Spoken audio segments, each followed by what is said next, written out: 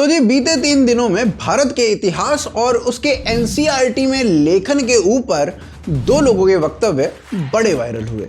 एक रक्षा मंत्री राजनाथ सिंह का बयान जिसमें उन्होंने कहा कि सावरकर जी को मर्सी पिटीशन लिखने के लिए गांधी जी ने प्रेरित किया था 1920 में। महात्मा गांधी ने कहा था कि आप मर्सी पिटीशन फाइल करो। महात्मा गांधी के कहने पर उन्होंने मर्सी पिटीशन फाइल की थी और महात्मा गांधी ने अपनी तरफ से ये अपील की थी। उन्होंने कहा था यदि सावरकर जी को रिहा किया जाना चाहिए, जैसे हम शांतिपूर्ण तरीके से आज़ादी हासिल करने के लिए आंदोलन चला रहे हैं, वैसे ही सावरकर जी भी आंदोलन चलाएंगे। और दूसरा, विक्रम संपत की इंडिया टुडे के मंच पर दिया गया शशि थरूर से डिबेट का अंश, जिसमें उन्होंने कहा कि भारतीय इतिहास की एनसीईआरटी की किताबों में बस मुगलों का महिमा मंडन किया गया है और कुछ नहीं। So the first brush that a young Indian will have with the history of her country is the textbooks. And what does she see there? The story of her country is almost shown in third person as though it belongs to some other nation. While it's not my case to argue that the role of history or historians is to generate pride and hysteria and jingoism and all of that, the converse also holds.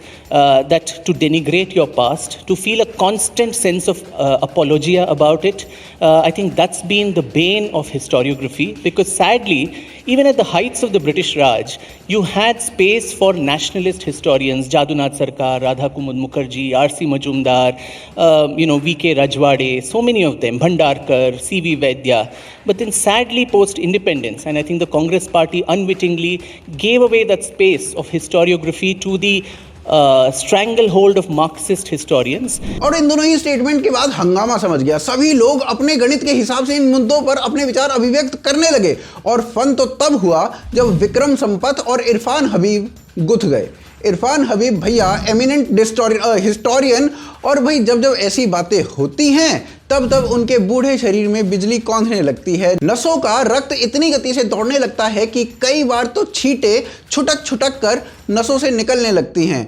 नसें बेचारी संभाल नहीं पाती रक्त के flow को। रक्त भी कह रहा होता है भाई फ्लो देख रहे हो भाई का। तो बात करेंगे इस लड़ाई की, बात करेंगे दोनों ही कही गई बातों की, उनकी सच्चाई की, और साथ ही साथ हम आपको कक्षा 7वीं के इतिहास की पुस्तक पूरी पढ़वाएंगे और दिखाएंगे कि कितना किसके बारे में क्या क्या लिखा गया है, और साथ में कुछ अन्य इंपॉर्टेंट फैक्ट्स भी देंगे। आप हमारे साथ बने रहिए, देखते रहिए आज की ताजा खबर।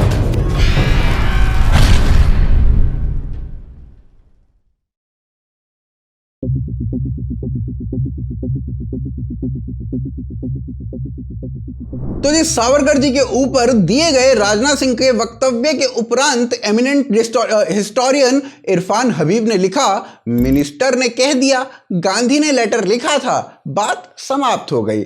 आजकल डॉक्यूमेंटेड प्रूफ थोड़ी चाहिए होते हैं इतिहास लिखने के लिए। इस पर विक्रम संपत ने अपनी बुक के पहले अंक में से कुछ डॉक्यूमेंटेड प्रूफ्स साझा कर दिए। वैसे collected works of Mahatma Gandhi के वॉल्यूम 19 के पृष्ठ 348 पर यह लेटर लिखा हुआ है, और collected works of Mahatma Gandhi के वॉल्यूम 20 में पेज 368 से 371 तक इसी बात पर डेडिकेटेड हैं, जो बात राजनाथ सिंह ने कही। नीचे लिंक दे रहा हूं, निश्चिंत होकर पढ़िएगा। साथ साथ नेहरू जी ने भी इस प्रकार के मर्सी पिटीशंस लिखे हैं जब वो नाभा जेल में थे। उन्होंने तो यहां तक लिख दिया था कि आज के बाद ना पंजाबी नहीं आऊंगा, प्लीज मुझे जेल में मत रखो, मुझे छोड़ दो। इसके ऊपर हमने एक डिटेल में वीडियो बनाई है, उसका लिंक आपको या तो ऊपर आई बटन में मिल जाएगा या नीचे डिस्क्रिप्शन में भी मैं दे रहा हूं, आप उस वीडियो को भी जरूर देखिएगा। अब इरफान हबीब ने पहले तो कहा कि कोई डॉक्यूमेंटेड प्रूफ थोड़ी चाहिए, मिनिस्टर ने कह दिया, बात खत्म। यानी इनके गणित में कोई ऐसा लेटर नहीं लिखा था।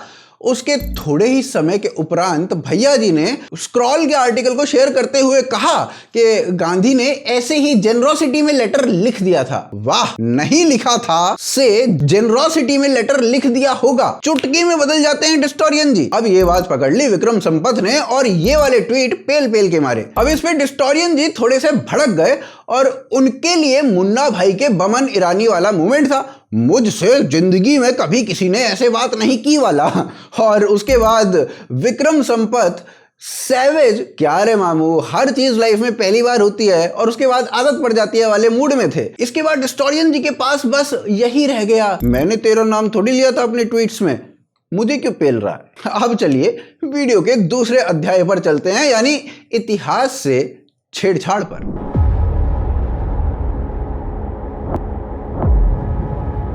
तो विक्रम संपत ने शशि थरूर को बगल में बिठाकर बोला कि जी भारतीय पाठ्यक्रम में इन्वेडर्स का महिमा मंडन किया गया है, भारतीय डायनेस्टीज को प्रकाशित नहीं किया गया है और ये भारत का दुर्भाग्य है। The story of India is a story of invaders. From their perspective, we've not reclaimed that. So a young person, again, who reads the story of India, it's a long litany of invasions, starting from that myth of the Aryan invasion theory, to a series of battles that we have lost. We're a nation of losers, it seems to most people. That the very fact that we are around as a civilization shows there must have been some battles we also won, and the resistance that was put, which is curiously underplayed or subjugated in our history books. The other thing, we are sitting in Delhi, but the historiography of India is extremely Delhi-centric. Both of us come from below the Vindhyas. I think stories from our part of the country don't find mention as much as some obscure dynasties which are bigoted, Lodhis and Khiljis find incommensurate, mention in books.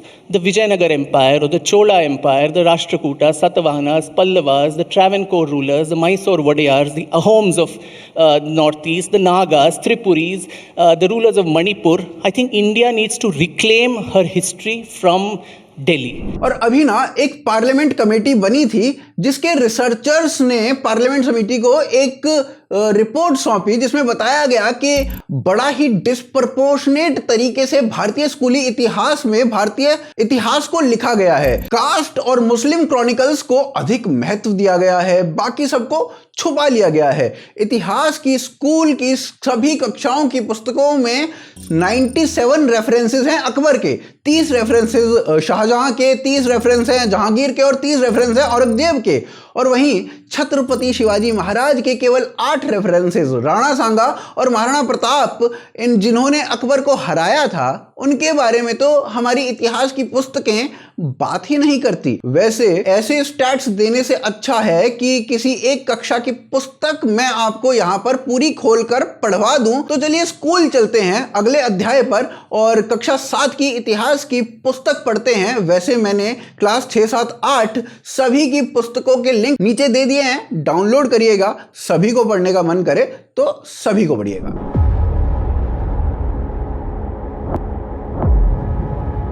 कक्षा 7 history book chapter 2 page 16 एक map दिखाया जाता है और south की dynasties के बारे में जितना इस मैप में लिखा है उतना ही पूरी किताब में लिखा है। पेज 17 किसी पर्टिकुलर डायनेस्टी के बारे में ना बात करते हुए ऐसे ही रैंडम बात कर रहे हैं और रेफरेंस में 2 डायनेस्टी का नाम लिया जाता है, राष्ट्रकूटाज और चालुक्याज, लेकिन उनके बारे में भी कुछ नहीं बताया जाता। बताया जाता है बस ये कि यहां पर हिरण्यगर्भ नाम का एक रिचुअल हुआ करता था और जिसके लिए होता था वो बच्चा चाहे क्षत्रिय कुल में ना भी पैदा हुआ हो पर ये रिचुअल करके उसका पुनर्जन्म हो जाता था और एक क्षत्रिय के तौर पर वो बन जाता था। मतलब उन लोगों को कार्टून दिखाने के लिए लिखा गया था।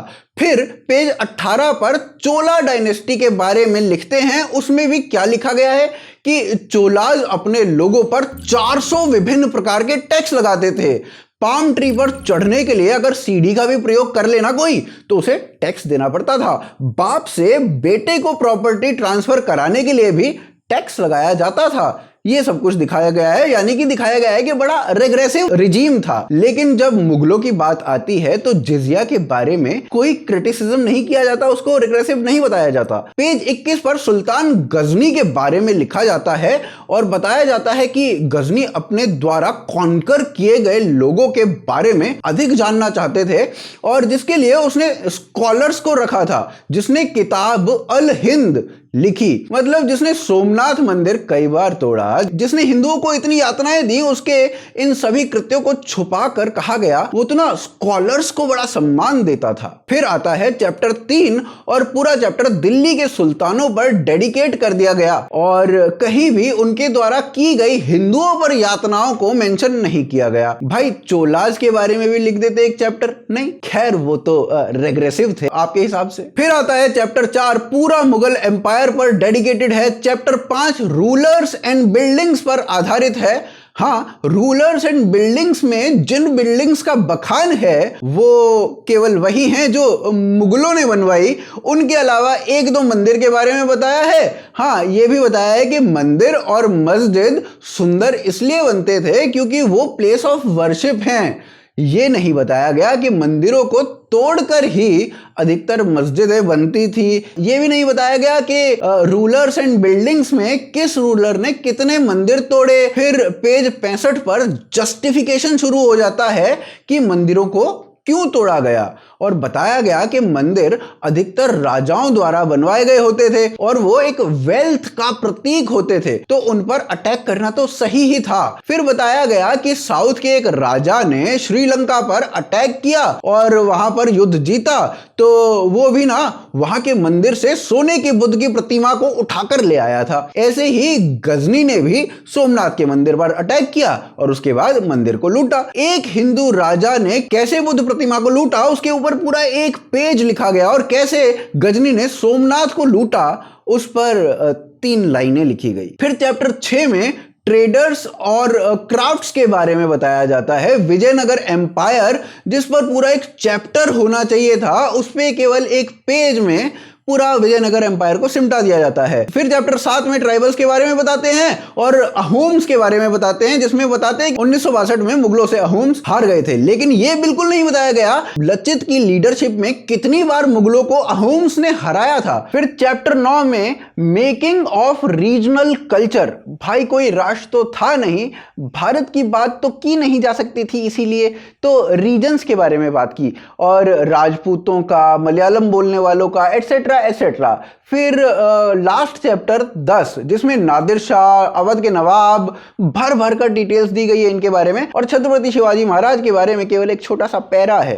तो ये है क्लास 7th की इतिहास की पुस्तक। इस पर आपका क्या कहना है आप कमेंट्स में अवश्य लिखें। साथ साथ आप हमें पेट्रियन और ज्वाइन बटन के थ्रू सपोर्ट कर सकते हैं। साथ साथ vocalfactory.com पर हमारी सभी मर्चेंडाइज उपलब्ध हैं, वहां जाइए, इन मर्चेंडाइज को लीजिए। इसके अलावा हमें फेसबुक, ट्विटर, इंस्टाग्राम पर फॉलो करें। आप देख रहे थे आज की ताज़ा खबर। जय हिंद, जय भारत।